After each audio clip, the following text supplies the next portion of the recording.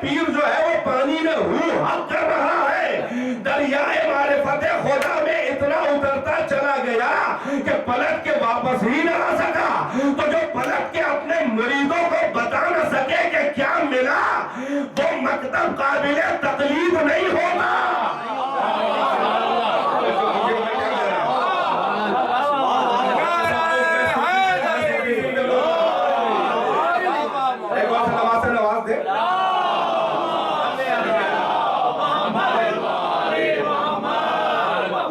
یعنی جو اپنے مریدوں کو بتا ہی نہ سکے کہ مجھے کیا ہاتھ لگا، وہ اسکول قابل تقلید نہیں ہوتا، وہ فالو نہیں کیا جا سکتا۔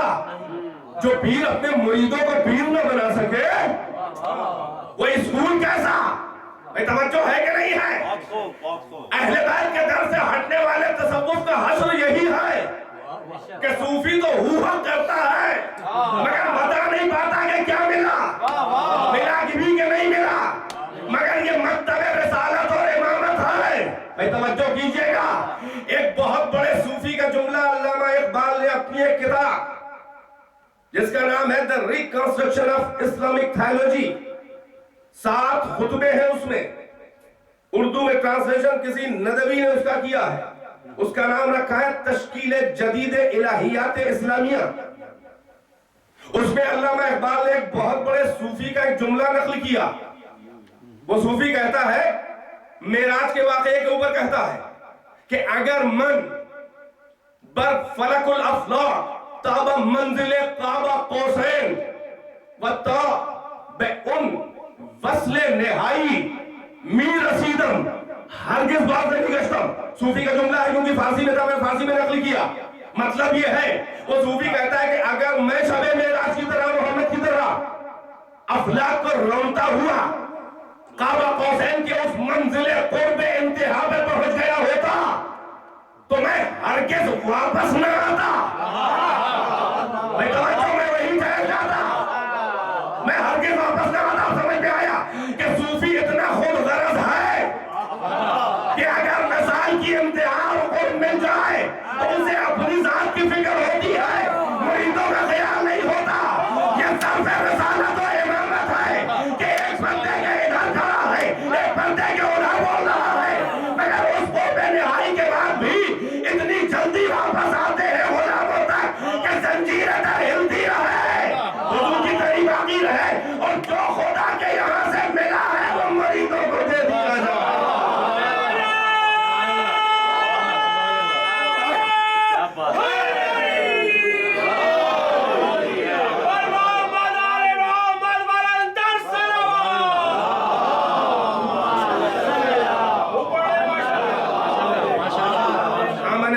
آپ کو وارم اپ کر لیا ہے تاکہ یہ ثقیل مضامین آپ ذہن میں لیں۔ وہی سنی سنائی رٹی رٹائی باتیں ٹھیک ہے، وہ بھی ذکر ہے، ثواب کی کمی اس میں بھی نہیں ہوگی، مگر ذکر کے ساتھ فکر ہو تو کردار ڈھلتے ہیں، ذہن ڈھلتے ہیں، آپ میں خود کریٹیویٹی پیدا ہوگی۔ سنی سنائی باتیں سننے سے آپ کے کریٹیویٹی نہیں پیدا ہوگی بلکہ ختم ہو جائے گی تخلیق کی صلاحیت۔ ذہن کو ڈھالنا جو ہے یہ بہت بڑی بات ہے جو علماء کرتے چلے آ رہے ہیں۔ میں تو ایک طالب علم ہوں، تو منا ہم اللہ کو پہچاننے چلے، اس کے ذات بلند تک ہم نے کمند عقل ڈالی، وہاں سے ہکا دیے گئے، ڈسکریج کر دیے گئے، لا تفکروا فی ذات اللہ کی ذات پہ غور نہ کرنا اور گمراہ ہو جاؤ گے، دور ہٹتے چلے جاؤ گے، مگر شعبہ نفس یہ کہے گا کہ تم قریب آ رہے ہو، وسوسہ شیطانی ہوگا، اس کو الہام ربانی سمجھو گے، دور ہٹتے جاؤ گے مگر لگے گا کہ قریب آ رہے ہو، ذات خدا میں غور نہ کرنا، پھر کیسے پہچانے؟ بل تفکروا فی صفاتہ، بلکہ اس کی صفاتوں میں غور کرو، اے پروردگارہ تیری صفاتیں کہاں ہیں ہمیں بتا۔ اس لیے کہ میں نے عرض کیا کہ خود ہمارے یہاں جب تک کہ ذات سامنے نہ آ جائے صفت کا اندازہ نہیں ہوتا، جبکہ ہماری صفت عین ذات نہیں ہے۔ ایسا نہیں ہے کہ جو عروج الحسن ہے وہی علم، میں توجہ کا طالب ہوں، ایسا نہیں ہے جو عروج الحسن ہے وہی خطابت، بھئی ہماری صفتیں الگ ہیں، ہم ماں کے پیٹ سے جاہل پیدا ہوئے، اخرجکم من بطون امہاتکم لا تعلمون شیئا، तुमको तुम्हारे माँ के पेट से ऐसी हालत में निकाला कि तुम कुछ नहीं जानते थे, एब्सोल्यूट इनोसेंट थे, बिल्कुल इनोसेंट थे। और अब हम जिस मस्जिद में और मदरसा और यूनिवर्सिटी डिग्री कॉलेज वगैरह पढ़ लिख के जब वापस आए तो हमें लोग कहने लगे ये आलिम बन के आया है, साइंसदान बन के आया है, प्रोफेसर बन के आया है, पढ़ा नॉलेज वाला है। इतना याद रहे कि जो माँ के पेट से जाहिल पैदा हुआ हो वो आलिम बन के कभी नहीं आता है। ये हौजा यूनिवर्सिटी जाके ये कोई आलिम बन के नहीं आया है, बल्कि थोड़ी सी जिहालत कम करके आया है। मैं क्या अर्ज कर रहा हूं, हम माँ के पेट से जाहिल पैदा हुए, आलिम कहां से बनेंगे? आलिम तो वही है कि जो नज़ूल कुरान से पहले काबे में कुरान सुने है कि नहीं है?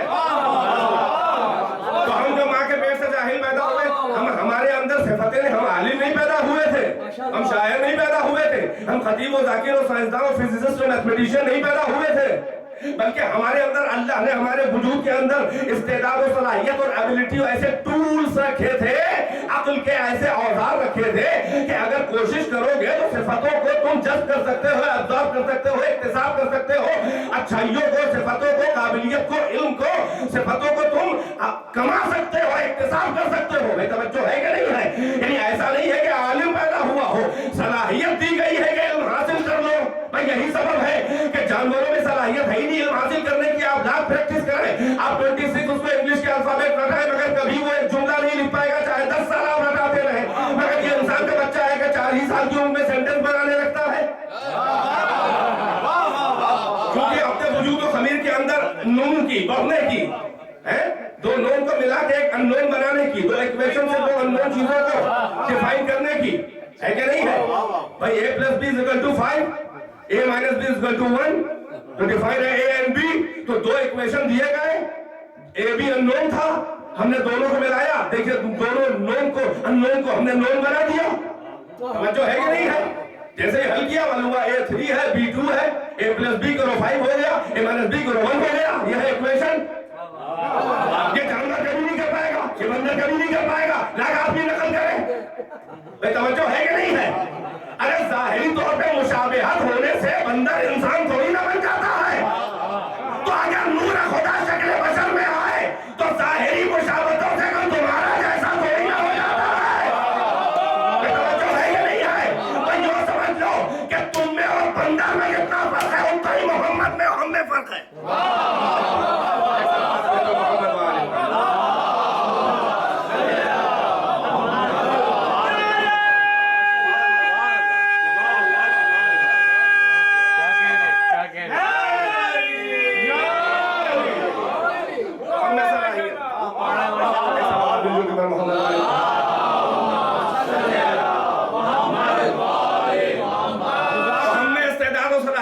सिफतों को हासिल करने की भेजी है, हम कोरे हैं, साहिब सिफत नहीं है। बाद में धीरे धीरे सिफतें हम में पैदा होती हैं।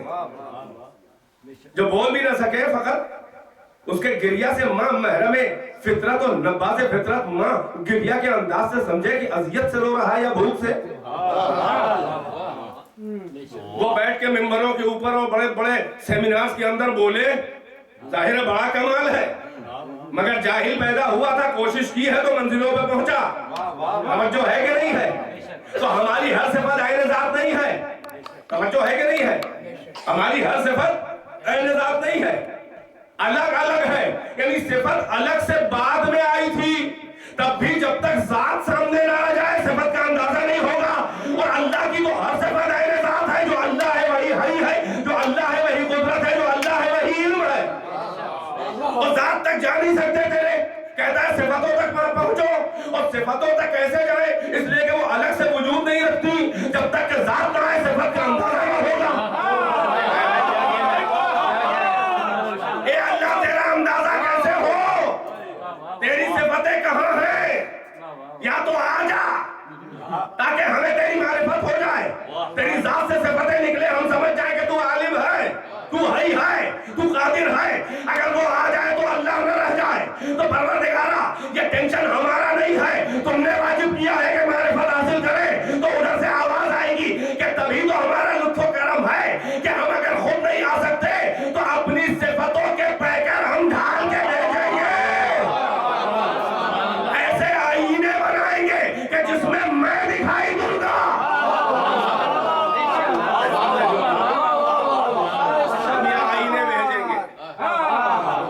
ان میں نظر آؤں گا. توجہ کا طالب ہوں. اسی لیے خداوند عالم نے فرمایا حدیث قدسی کنت کنزا مخفیہ، میں صفتوں کے جواہرات کا چھپا ہوا خزانہ تھا. خزانہ کاہے کا ہوتا ہے؟ ٹھیکرے کا نہیں ہوتا. میں جواہرات صفات کا چھپا ہوا خزانہ تھا. میں جواہرات صفات کا، صفتوں کے جوہروں موتیوں کا چھپا ہوا خزانہ تھا. ابھی کوئی مجھے نہیں پہچانتا تھا. صفات زندان ذات میں قید تھے.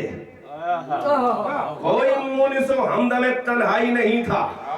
کوئی میری مشیت کا حاشیہ نشین نہیں تھا. عدم کا سناٹا تھا اور میں اللہ رے سناٹا کہ کوئی یا اللہ بھی کہنے والا نہ تھا. میں جواہرات صفات کا چھپا ہوا خزانہ تھا. فَأَحْبَبْتُ أَنْ أُعْرَفْ، تو مجھے محبت ہوئی، پسند آیا کہ میں پہچانا جاؤں، میرے صفات کے جواہروں کی قدردانی ہو. مجھے محبت ہوئی، مجھے پسند آیا کہ میرے جواہرات صفات کی قدردانی ہو. بھئی وہی سارا مسئلہ قدردانی کا ہے. فَخَلَقْتُ الْخَلْقَ لِكَيْ أُعْرَفْ، تو میں نے ایک مخلوق کو پیدا کیا، پہلے پہل ایک جوہری کو پیدا کیا کہ میرے جواہرات کی قدر کرے.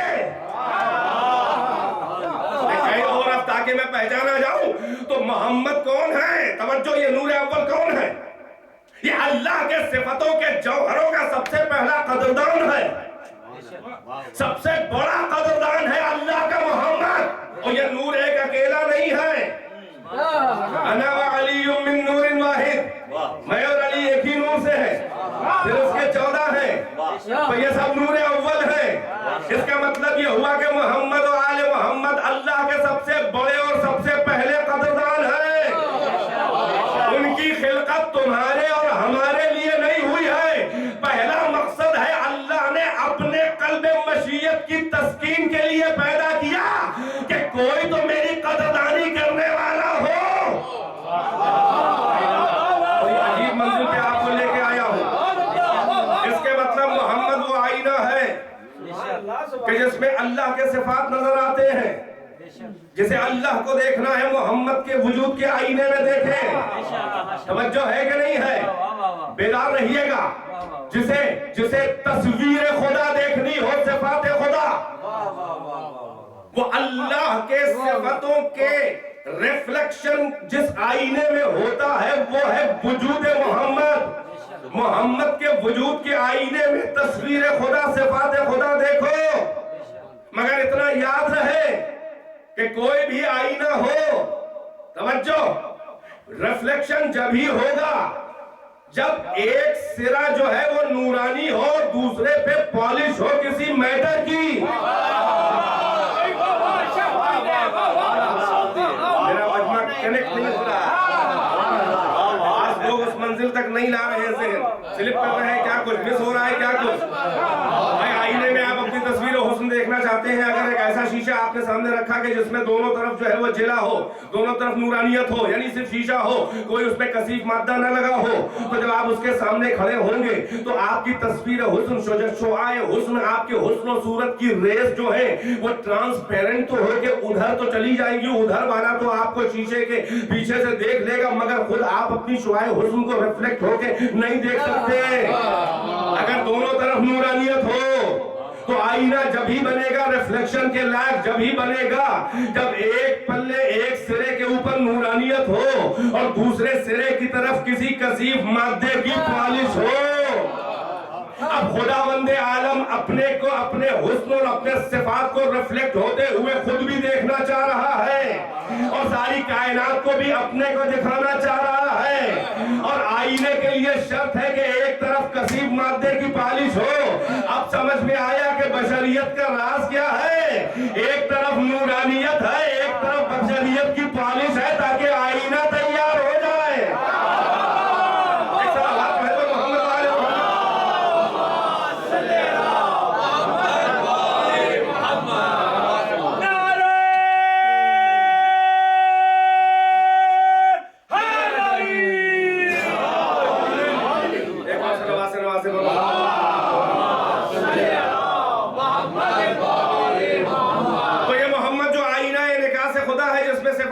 ریفلیکٹ ہوگا. اس کے دو جواب ہیں. ایک جواب یہ ہے کہ جوہر صفات خدا کو ابزارو کرے, جذب کرے, اللہ کی تصویر اس میں خود نظر آئے. دوسرا جواب یہ ہے کہ اس آئینے میں ساری کائنات کو تصویر خدا, صفات خدا دکھائے. توجہ ہے کہ نہیں ہے؟ اب آئینے میں اگر کوئی تصویر دیکھنا چاہتا ہے اللہ کا وجود, اللہ کے صفات جو ہے وہ محمد کے وجود کے آئینے میں نظر آئیں گے. مگر آئینے میں اگر کچھ دیکھنا چاہتا ہے کوئی, اگر اپنے کو دیکھنا چاہتا ہے تو سیدھا کھڑا ہو, ایک پرپینڈیکولر آئینے پہ ڈالا جائے, اس پرپینڈیکولر پہ 90 ڈگری ادھر 90 ڈگری ادھر, جب جو لائن آئینے کے بیس کو ڈیوائیڈ کر رہی ہو 90 ادھر 90 ادھر, اس پرپینڈیکولر پہ آ کے سیدھا کھڑا ہو تو اپنے کو دیکھے گا. اور اگر کسی تھرڈ آبجیکٹ کو دیکھنا ہے آئینے میں, توجہ ہے کہ نہیں ہے, اگر آئینے میں کسی اور آبجیکٹ کو دیکھنا ہے تو سیدھا کھڑا ہوگا تو وہ آبجیکٹ نہیں دکھائی دے گا. توجہ ہے کہ نہیں ہے؟ بلکہ اس پرپینڈیکولر سے ایک سائڈ میں جتنے اینگل پہ وہ آبجیکٹ رکھا ہے دوسرے اپوزٹ سائڈ میں اتنے ہی اینگل پر جا کے کھڑا ہوگا تو فقط اسی زاویہ اور اسی اینگل پہ وہ آبجیکٹ دکھائی دے گا تھرو مرر. نہیں فالو کی میری بات؟ توجہ ہے کہ نہیں ہے؟ یعنی آئینے میں کوئی اور آبجیکٹ دیکھنا ہو تو آپ کو دوسری طرف اسی اینگل پہ کھڑا ہونا ہوگا.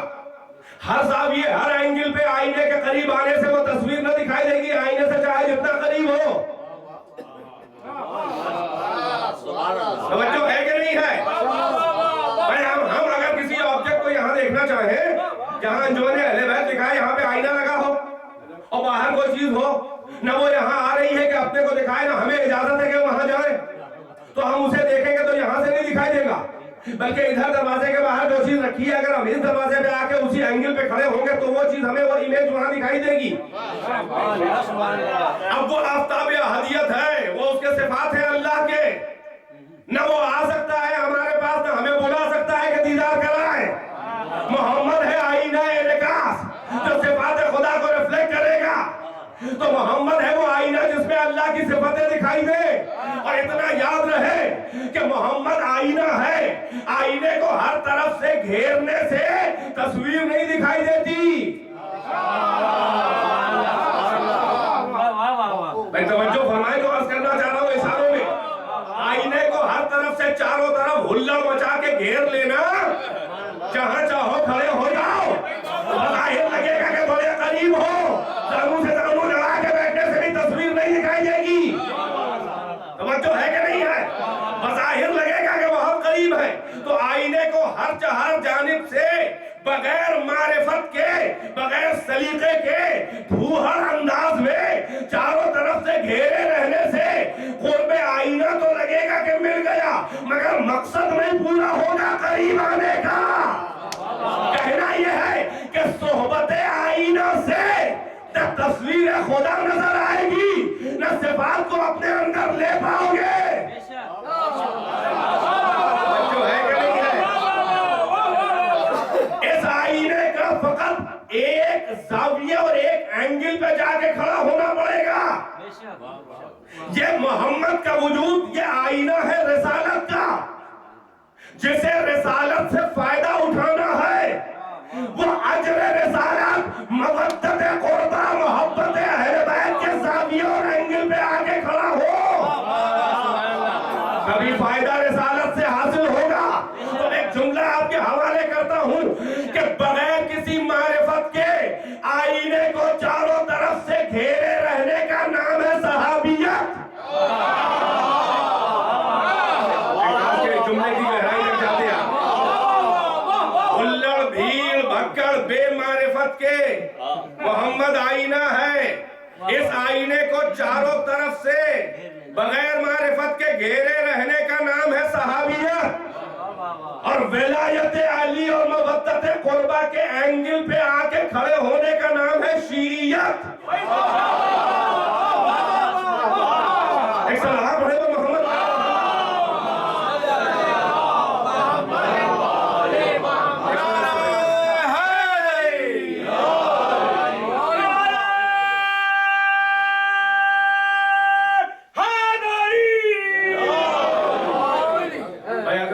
اجازت دے تو تھوڑا سا پڑھوں.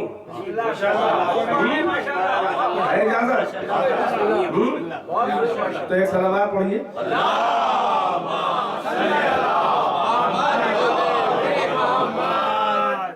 ورنہ وقت تقریباً میرا پورا ہو رہا ہے. پڑھوں تھوڑا سا ایک اور صلوات سے نواز.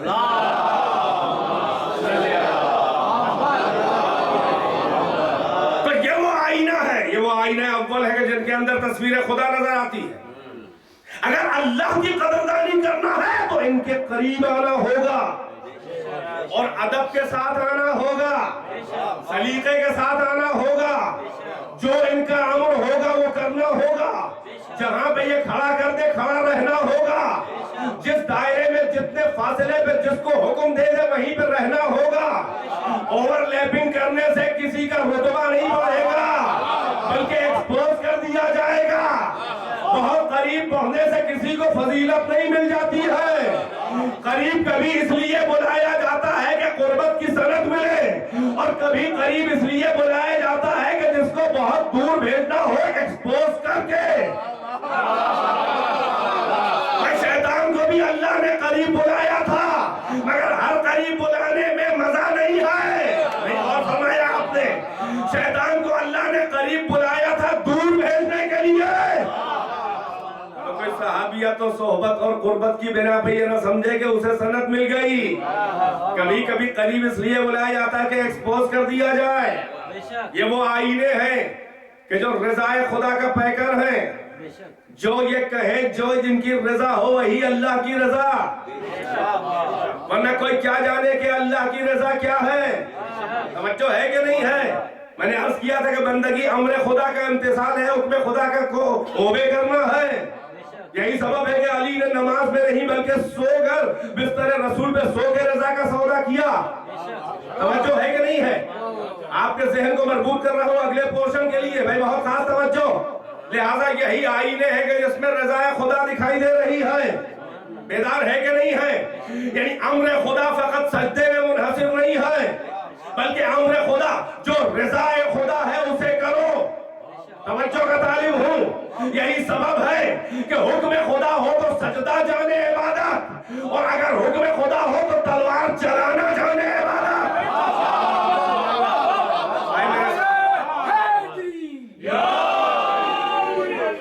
نہیں، آپ کو ذرا سا آپ کی منزل فکر کو اور اوپر لے جانا چاہ رہا ہوں. فرشتوں نے کیا کہا تھا اس وقت جب اللہ نے کہا تھا انی جاعل فی الارض خلیفہ، ہم زمین پہ خلیفہ بنانے والے ہیں؟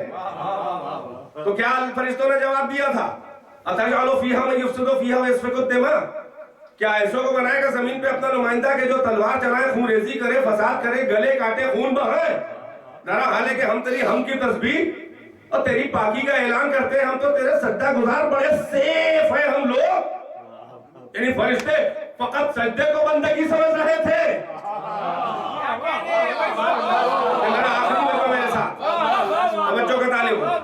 صاحبان فکر ہو، صاحبان نقطہ سن، مجلس عام مختلف لہجوں میں سنتے ہیں، کبھی یہ لہجہ بھی سنیے. توجہ کا طالب ہو.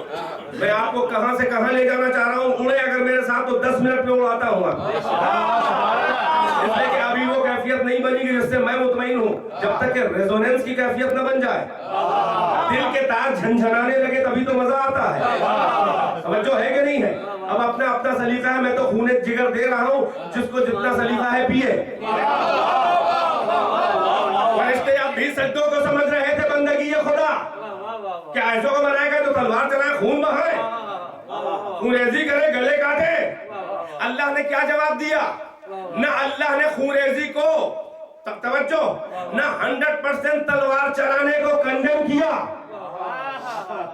نہ 100% تلوار چلانے کو ویریفائی اور جسٹیفائی کیا.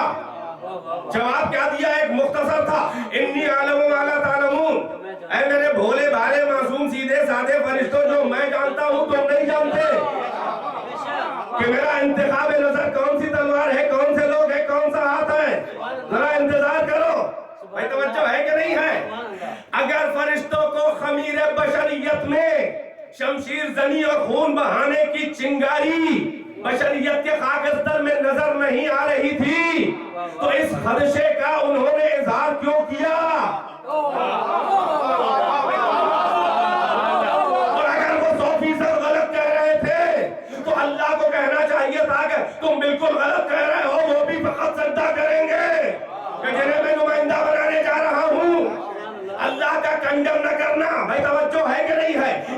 کی دلیل ہے کہ اللہ نے ہر تلوار کو ریکگنائز بھی نہیں کیا ہے اور ہر تلوار کو کنڈن بھی نہیں کیا ہے.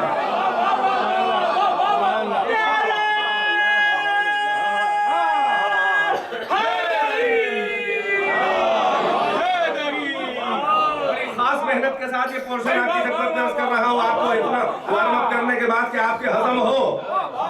انی عالم ما لا تعلمون، جو میں جانتا ہوں تم نہیں جانتے. اس کا مطلب یہ ہے کہ ہر تلوار اللہ کے نزدیک صحیح بھی نہیں ہے اور ہر تلوار اللہ کے نزدیک غلط بھی نہیں ہے. نہ خون بہانے سے انکار کیا ہے، نہ خون بہانے کو کہا ہے کہ ہاں خون ہی بہائے گا. یعنی ہر تلوار کی ذمہ داری اللہ نے نہیں لی ہے، مگر کوئی تلوار ہے کہ جس کی ذمہ داری اللہ نے لی ہے اور نہ کنڈم کر دیتا اللہ. بھائی بیدار ہے کہ نہیں ہے؟ تو اب آپ تلاش کیا جائے کہ وہ کون ہاتھ ہے، کون سی تلوار ہے کہ جس کے اعتبار پہ اللہ فرشتوں سے کہہ رہا ہے جو میں جانتا ہوں تم نہیں جانتے. توجہ ہے کہ نہیں ہے؟ لہذا فراش عرش سے فرشتے اپنی معصوم جبینوں کو جھکا جھکا کے دھرتی کا منظر دیکھ رہے ہیں کہ کہیں تو حسن انتخاب نظر پروردگار نظر آ جائے. توجہ ہے کہ نہیں ہے؟ ہاتھ کا اعتبار، تلوار کا اعتبار. میدان احد آیا، بیدار رہیے، میدان احد آیا، علی کی تلوار چل رہی ہے، علی کی تلوار چل رہی ہے. ابھی تو مسلمان جنگ جیتے تھے. لشکر کفار اور لشکر ابو سفیان جس کا کمانڈر خالد ابن ولید تھا، جو دربار پلید کا لقب یافتہ سیف اللہ،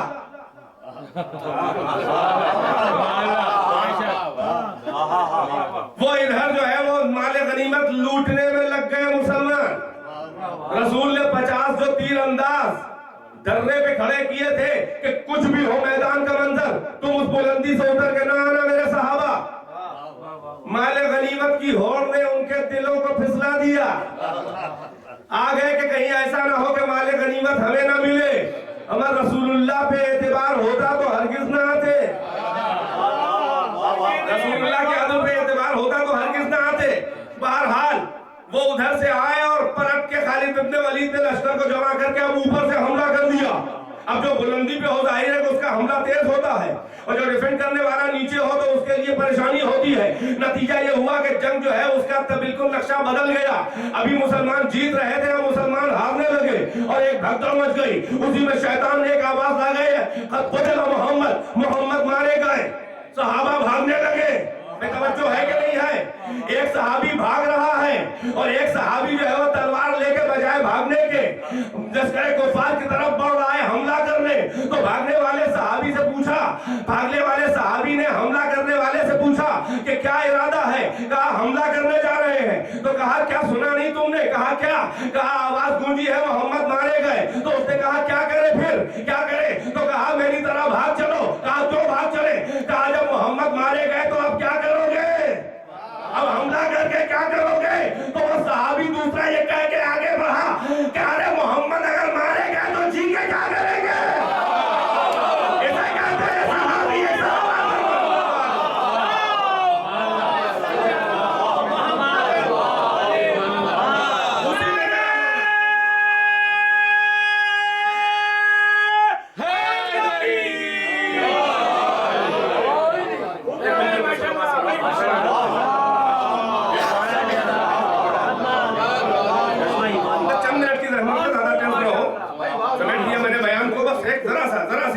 توجہ کا تعلیم. اس نے کہا کہ محمد مارے گئے تو کیا کرو گے؟ حملہ کر کے بھاگو. ارے محمد مارے گئے تو جی کے کیا کرے گا؟ یہ کہہ کہ حملہ کیا شہید بھی ہو گئے. صحابہ میں بھگدڑ مچی ہے.